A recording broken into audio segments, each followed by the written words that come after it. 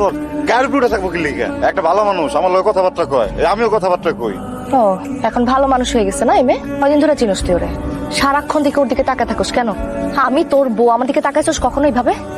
আমি সন্ধ্যা থেকে এখানে সাইজা বসে আসছি, আমার দিকে তাকাইছস একবারও? আমার কি তোর দিকে চাওয়ানোর কথা, কিন্তু আমার কি তোর দিকে তাকানোর কথা?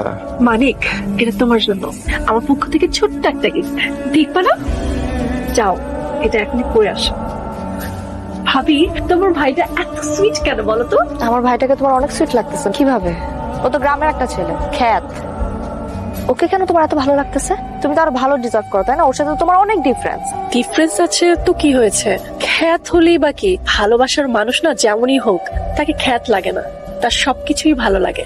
আর একটু কেয়ার, একটু শেয়ারিং এর মাধ্যমে না, আর আরেকটু ভালোবাসার মাধ্যমে সেই মানুষটাকে নিজের মনের মতো করে নেওয়া যায়। তাই আমার কাছে এগুলো কিছুই মনে হয় না। ভালোবাসা দিয়ে সবকিছু চেঞ্জ করা সম্ভব।